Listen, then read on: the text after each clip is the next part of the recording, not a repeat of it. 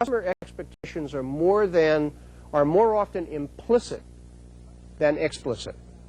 A customer may not think about an expectation until and unless it is not fulfilled. Therefore, the first task is to learn from customers what their expectations are, even when they aren't exactly certain. Most customers have common expectations, though each customer may have his or her own. Talking with a customer group generally can identify 30 to 100 distinct expectations. Of those, about 20 to 50 are usually important to most customers within the group. Some expectations are universal. For example, all customers want to be treated courteously by knowledgeable employees. Yet we've all been served by companies that fail to understand that basic requirement. An expectations map is a formatted display of the expectations of a group of customers regarding a provider or supplier. In that sense, an expectation is an attribute of the product, the service, the transaction, relationship, or level of performance desired by a customer. Although developed with external customers in mind, an expectations map works equally well with internal customers. The techniques used to collect expectations for a map must gather information in detail from a representative sample of customers in their actual words.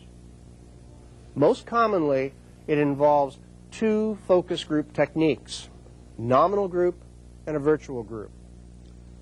The nominal group technique is especially suited for creating lists of expectations and determining their priority using highly interactive sessions with 6 to 10 customers participating. Nominal group sessions are usually conducted with two facilitators, one to lead the session and the other to record key points on a flip chart.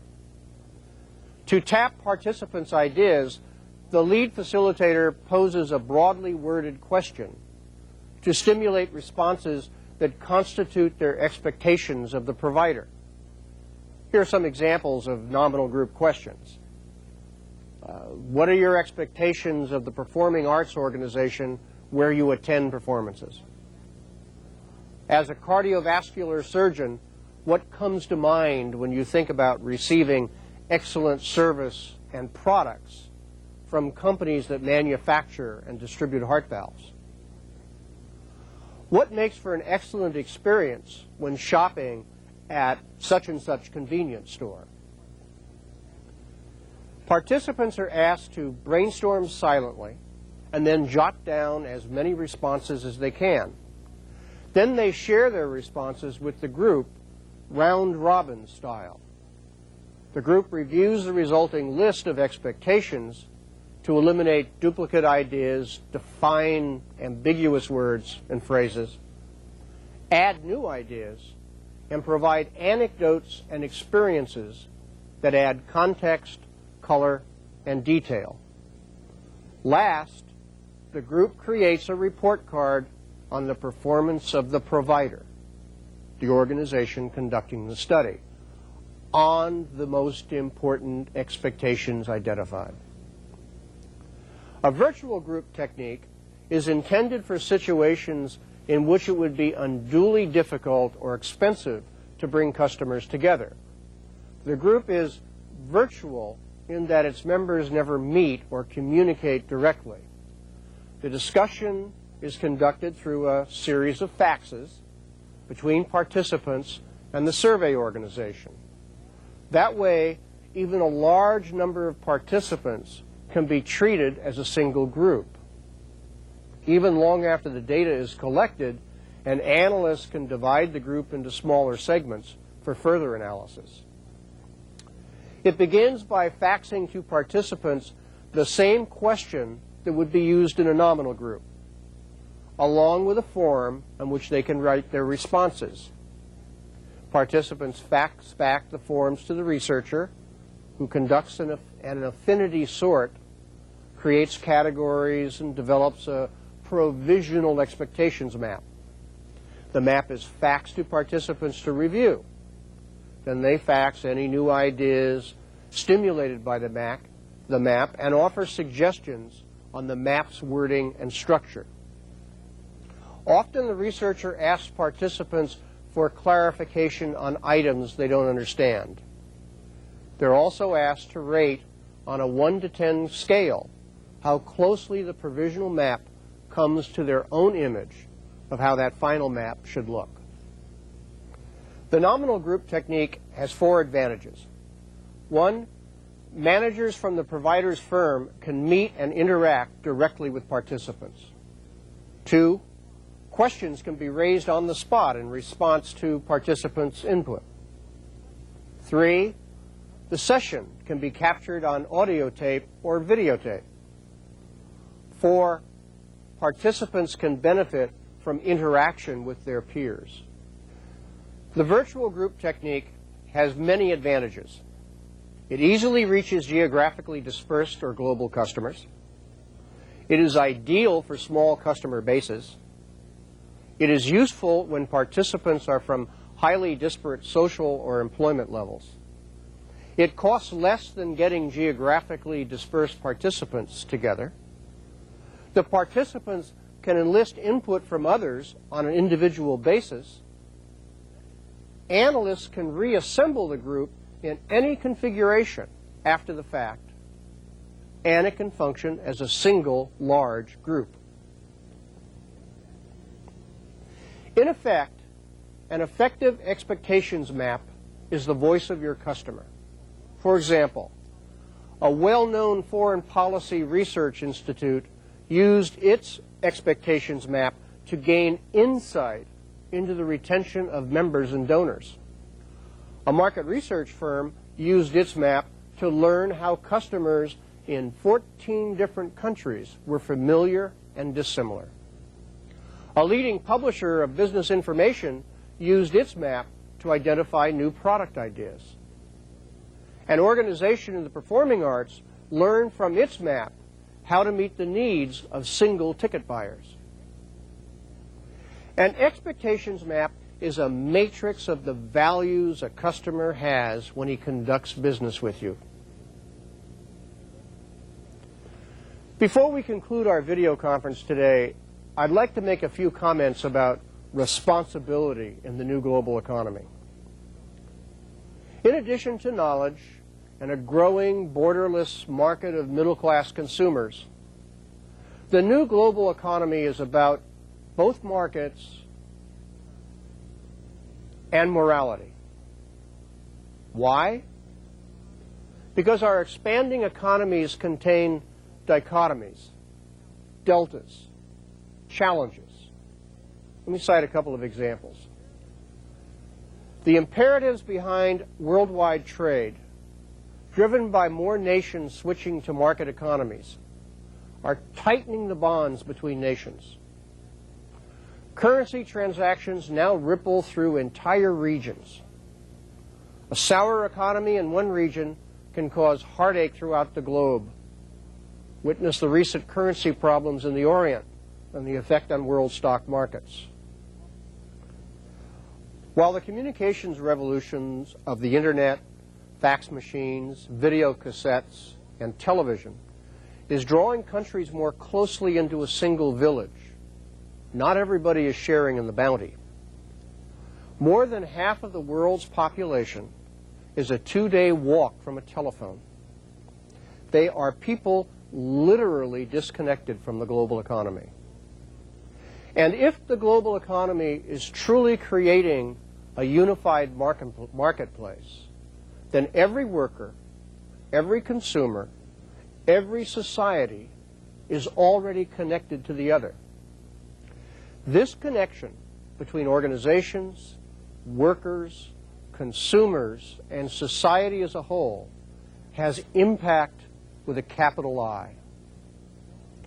Just as developed nations cannot claim a higher morality while benefiting from inhumane exploitation.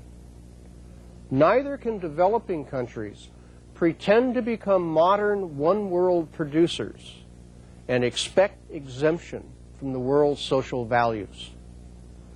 The future asks, can capitalism itself be altered and reformed? Or is the world doomed to keep renewing historical inhumanities in the name of economic progress?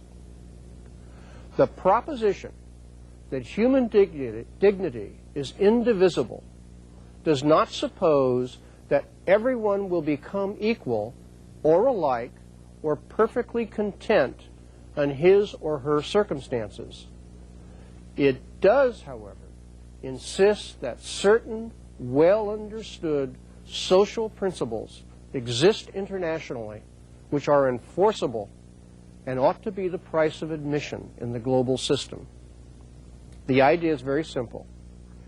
Every person, man, woman, and child, regardless of where he or she exists in time and place, or on the chain of economic development, is entitled to respect as an individual being. For many in the world, life itself is all that they possess. An economic program that deprives them of life's precious possibilities is not only unjust, but also utterly unnecessary. Peasants may not become kings, but they are entitled to be treated with decent regard for their sentient and moral being, not as cheap commodities. Newly industrialized nations cannot change social patterns overnight any more than the advanced economies did before them, but they can demonstrate that they are changing. All of our organizations must make that demonstration. Without it, there will be no new consumers, only haves and have-nots, followed by chaos. But with it, there will be a greater consumer base, and that base will choose only the products that come from companies that have accepted their global moral responsibilities. As I have in the past programs, let me leave you with this quotation from the philosopher Eric Hoffer. In time of drastic change, it is the learners who inherit the future. The learned find themselves equipped to live in a world that no longer exists. Thank you. Thank you, Mr. Finnigan. Let us continue with the second question and answer session. Our first question is from General Motors do Brasil in Sao Paulo, Brazil. Is the customer always right? That's a very good question. Yes. Another way of saying it is that our responsibility is to give the customer what the customer requires, and in terms of what they require, what they're willing to pay for, they're right.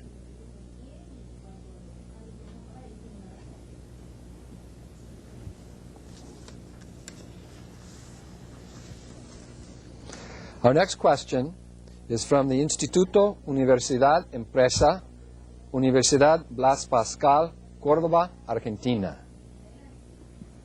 Buenas tardes. Los conocimientos están esparcidos por Knowledge is spread out throughout the world, and they are evolving every day, and they're not only concentrated in universities. To a certain extent, what is the model of individual training that you consider is the best one, and what should universities do in this context? That's an awfully good question, and I don't have a single model. I think the model that an individual or an organization uses is the one that best facilitates the transfer of information. Keep in mind that not all learning will transpire in the traditional mode of the classroom. This program is an excellent example of new ways of learning. People learn in high technology environments, at least, when they need to have knowledge. So It needs to be at point of need delivery, whether that's videotape, whether it's a conversation with the subject matter expert, whatever. We need to facilitate any way that we are able to transfer knowledge in an efficient and a quick way. Our next question is from el Instituto Politécnico Nacional, Educación Continua en el Distrito Federal de México. Sí, mire. Tenemos dos preguntas. We have Para two el módulo questions 1. for the first module. We would like to know how you integrate via internet all technology, push-pull technologies. And could you give us an example, a detailed example? For example, MRP. And Para el módulo 2, for the second module, we have a question as well. What is the role played by the technique that we know here as data mining in the data warehouse in order to obtain deep, profound knowledge about our customers? Thank you. With regard to the first question, I won't pretend to be an internet expert. Keep in mind that the whole application of the internet itself, and I think as we said, that if you begin to think of it as a network, it has tremendous potential and possibilities, most of which have not been tapped. I would dare say it would be fair to say that at the moment there are not an awful lot of people providing services on the internet who are finding that it is very profitable. In other words, how customers will use the internet and therefore how providers will use it is still an evolving mode. As digital television sets in, the internet itself will become a wonderful conduit for activities such as this. And there will be internal sessions. I worked last evening with my boss on the internet on a single home page, and we were both working interactively with one another. You know, that kind of activity will expand. So the internet is just as a tool is very much in its infancy, and its potential is marvelous. And which is why I think you see so many corporations redefining themselves to try to become providers on the internet. Your second question, I'm not sure I totally understood it, but with regard to customer information, as I tried to say a few moments ago, the best way to get information about your customers is from your customers, in whatever way you can do it. Surveys are wonderful. But if you can put your customers on a sample basis in a room and sit down with them and ask them and work them through a formal process such as I described in order to identify what their requirements are so that you can decide how you can best serve those requirements, is probably the most efficient thing to do. Our next question is from la Universidad Tecnológica de Panamá en Panamá. Muy buenos días. Muy buenas tardes. Quisiera que explicara la aplicación de la ética. Application of ethics in benchmarking. Sobre todo, Particularly now that we have more access to information through internet media. Thank you. When we reference ethics with regard to benchmarking, I don't think we have time to run through the whole thing. What we're basically saying is that, first of all, the process is reciprocal. We do not attempt to gather information from another organization if we're not prepared to provide that same organization that information about ourselves. Two, we would not, having been provided perhaps on a confidential level, information about another organization, we would not provide that to their competitors. That we would utilize that for our own purpose in the pursuit of a best practice. We would never do anything that we didn't say out loud, and we would never do anything with a customer without that customer's permission or partner's permission. That's what we mean by ethics, by being very simply honest and very simply adhering to a set of rules that we all agree to. Our next question is from el Instituto Tecnológico de Saltillo in Saltillo, Coahuila, Mexico, where I understand we have a large and distinguished group which has joined us today. Buenos días, doctor Finnigan. Queremos preguntarle. We would like to ask you, what repercussions, what consequences does this strategy have in order to satisfy requirements of clients on a global level in countries that are developing? That is a very complex question. The need to respond in countries that are just developing in a helpful and mutually serving way is the challenge. We have seen businesses rise up in countries where even war has interrupted communication services, where cellular telephone services have come in to fill the gap and serve customers. The best way to serve any emerging economy, any challenged environment, is to do so in a way that responds to what people need, that it can be provided at a cost that they can afford, and provides them the opportunity to recycle income in their own environment to help it grow.